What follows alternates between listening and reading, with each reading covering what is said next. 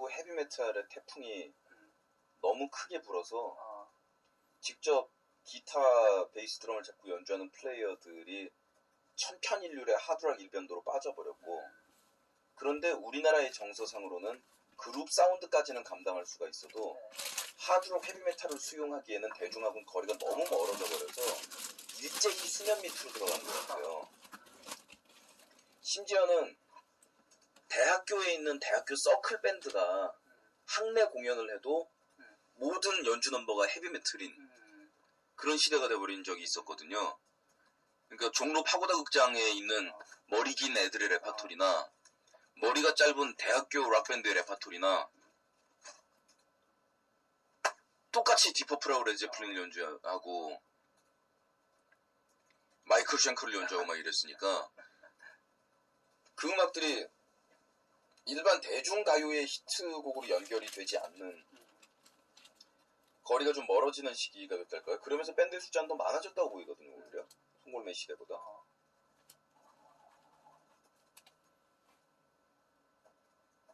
그러면 어떤 락의 어떤 뭐 그런 좀 뭐라 그럴까 좀 자유로움 이런 것들을 기성세대가 좀 더 이상 받아들이기 어려운 너무 세게 나오니까 네, 너무 세게 나오니까 받아들이기가 어렵고 그런 하드록하고 헤비메탈 작법에 의한 가요성의 히트곡을 만들어내지 못했다는 거. 어쨌든 득점타는 무조건 연결이 돼줘야 되는 건데 뭐 아무리 괜찮은 플레이를 펼치더라도 결국 축구에서 골이 안 들어가면 답이 안 나오는 거 아닙니까? 근데 골이 안 들어갔거든요. 사실 하드록 계열 노래로 히트친 거 뭐 있어 그러면?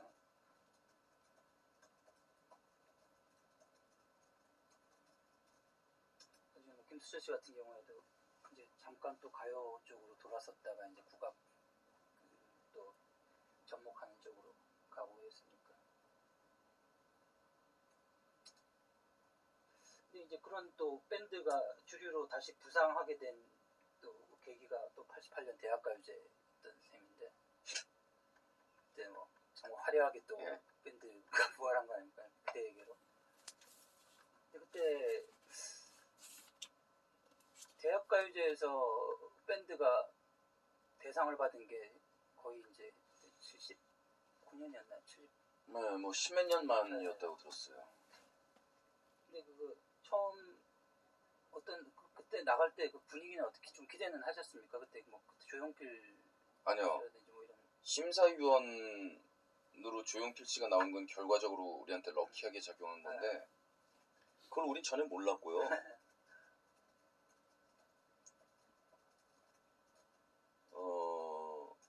그 당시에 그러니까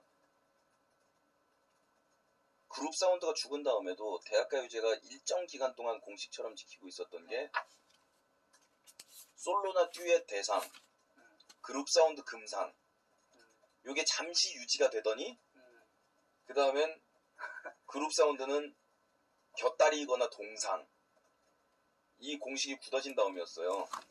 우리가 출전할 때쯤에는 그러니까 그룹 사운드는 안 돼라는 인식이 팽배해 있었거든요.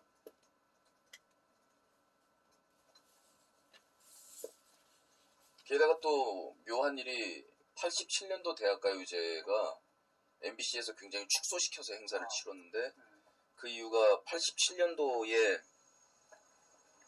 대학가요제를 하면서 참가자들을 데리고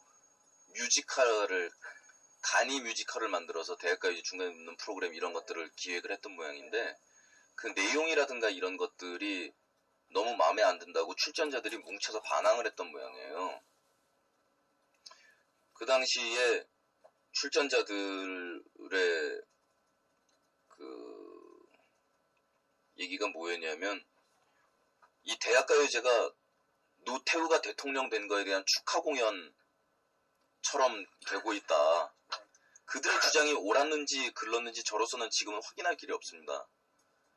근데 제가 알고 있는 거는 그러한 주장으로 인해서 방송국과 충돌을 했고 크게 실망한 MBC 측에서 대학가요제를 대단히 축소시켜서 치렀다는 거. 그래서 지금 MBC의 부사장으로 있는 신종인 부사장이 그 당시에 88년도에 대학가요제를 이제 87년도에 못 이룬 대확장을 위해서 스타디움에서 방송국을 벗어나서 대학가요제를 벌인다는 초유의 진짜 초유의 사태였거든요. 그 당시까지 벌어진 모든 대학가요제 중에서 가장 큰 규모였어요. 잠실 체조경기장에서 했으니까요. 그 당시에 공연이 가능한 가장 큰 스타디움에서 치른 거죠. 그것도 분위기상 아무래도 솔로가 나와가지고 하는 것보다는 여기 스타디움에서 할 때는 또 역시 밴드가 그거는 대학가요제 본선에 막이 오르고 현장 분위기가 되니까 그렇게 생각할지 모르지만 우리로서는 차별 대우를 받는다라고 서글픔을 느낄 정도로 대우는 좋지 않았어요. 일단 멤버들이 서울대연대 서강대 멤버들이었기 때문에 저놈들이 데모를 주도할 가능성이 있다 하여 요주 인물로 찍혀 있었던 데다가 지금 생각해보면 웃긴데 말이에요. 우리 멤버들의 성향들을 생각해보면 그랬던 데다가 웃긴 게 솔로들이 쓰는 무대는 대형 무대, 중앙 무대를 쓰고 그룹 사운드는 별도의 초라한 무대에 등퇴장 악기 놓기가 좀 뭐하기 때문에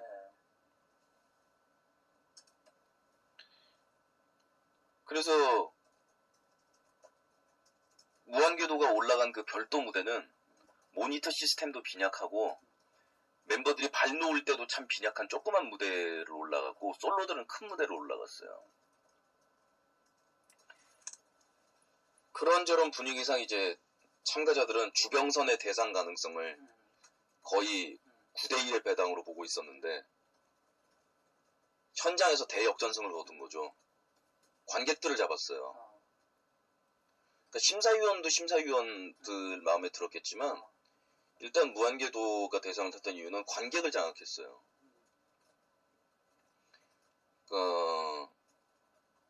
강변가요제 때 나가서 한번 떨어진 적이 있는데 그때 이상은이 대상을 탔거든요. 네, 그때도 똑같았어요. 그러니까 사람들이 노래는 이상우가 제일 좋다, 대상을 탈 것이다 라고 얘기했는데 현장에서는 이상은이 끊임없이 화제가 됐어요. 그러더니 이상은이 완전히 관객을 잡아버렸는데 역전승을 하더라고요. 그래서 그대에게가 바로 대학가요제라는 특성을 고려해서 그 타겟 프로듀싱으로 만들어진 노래 아닙니까?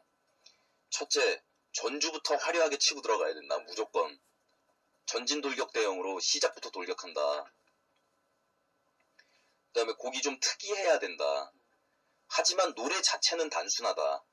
8비트에 누구나 따라 부를 수 있는 멜로디로 간다. 가사 자체도 현장 행사에서 TV를 보는 사람들은 모르지만 현장 행사에서 가사가 전달될 리 없다. 쉬운 가사로 간다. 4분 동안 끊임없이 변한다. 지루할 시간을 주지 않는다. 완전히 그런 작전으로 만들어진 노래였는데 우리의 퍼포먼스가 끝나고 났더니 펜스에서 교복을 입은 학생들이 막 뛰어내리더라고요. 사인을 받으려고. 전경들이 그걸 막 막아야 되고 막 난리가 뒤집어진 거예요. 그래서 왜 이러면 이 장면은 내가 불과 몇 개월 전에 강변가요제에서 목격한 장면인데 설마 우리가 대상을 받는 거야? 라는 생각이 들었어요. 그래서 대상 수상자 발표를 하는데 은상까지 부를 때 우리 이름이 안 나오니까 우리 멤버들이 울먹울먹 하면서 짐을 싸더라고요.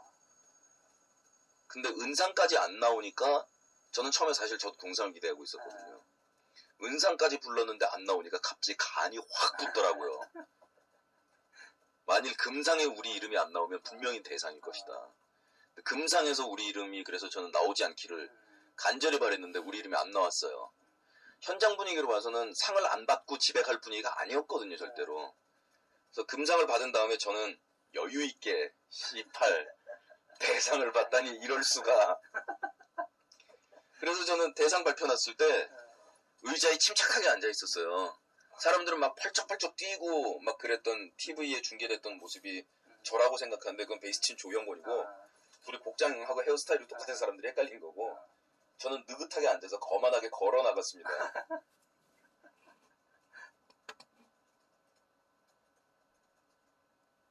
그게 좀 이상하지 않았습니까? 그게 그 전에 강변가요제나 뭐 대학가요제가 어떻게 뭐 새로운 가수들을 발탁하는 거의 이제 뭐 그 두 가지 통로였었는데 그 전하고 조금 다른 음악들이 대상을 받았는데 그게 뭐 올림픽의 분위기나 이런 거하고 올림픽으로 인해 사회 분위기가 좀 뭐라 그럴까 변화한 부분도 있었을 거고 외국 사람들이 많이 들어오고 하니까 올림픽 분위기의 그 들뜬 분위기를 담다디가 타고 갔던 것 같고요.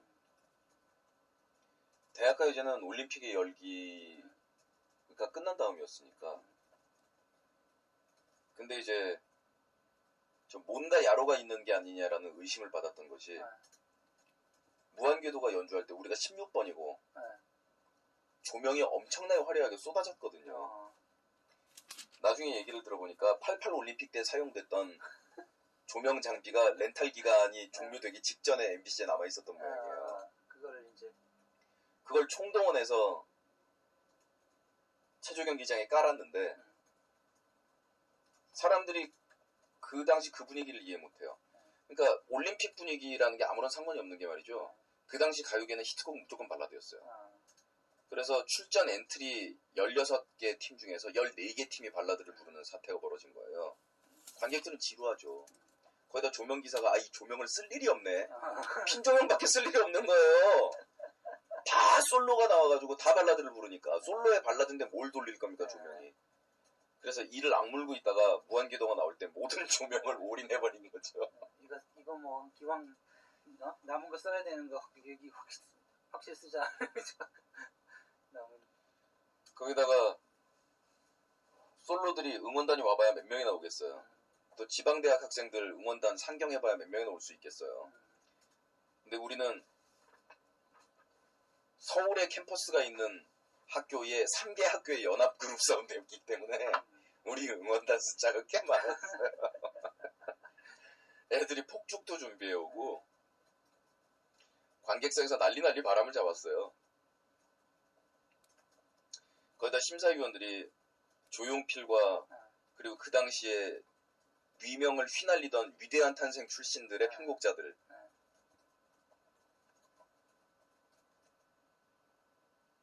우리를 좀 기특하게 볼 수 있는 요소가 있었던 거죠. 하여간 그런 운에다가 뭐 이런 것들이 겹쳐서 88년 대학가요제는 막판 대역전승을 거둔 거였어요.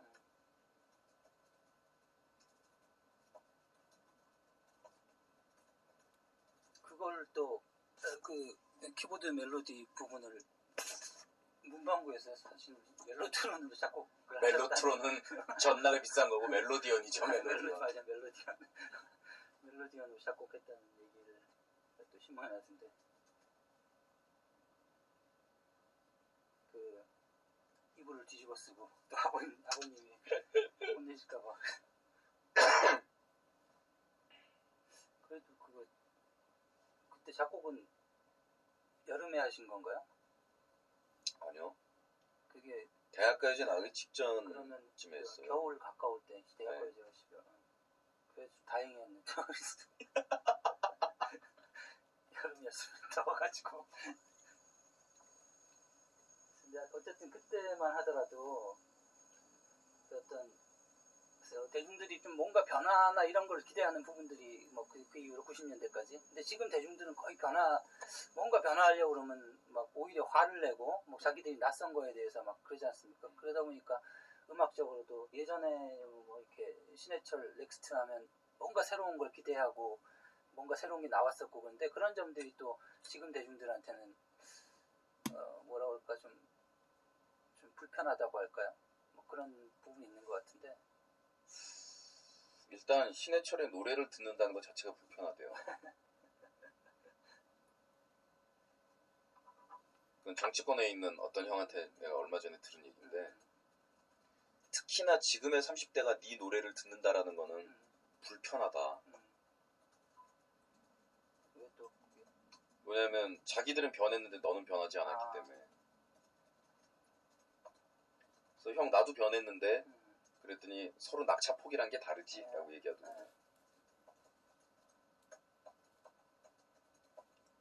그냥 그러면 뭐 열심히 아직도 변하지 않고 열심히 하는구나 그러고 앨범 사주고 밥도 사주고 술도 사주고 그러면 되지 뭘 불편해. 아직도 남아서 하고 있으면 그 농담으로 네. 아니면 진담인지도 모르겠지만 신해철의 광고 모델이 될 수 없는 이유, 그러니까 캐릭터가 강해서 상품을 잡아먹기 때문에라고 하거든요. 네.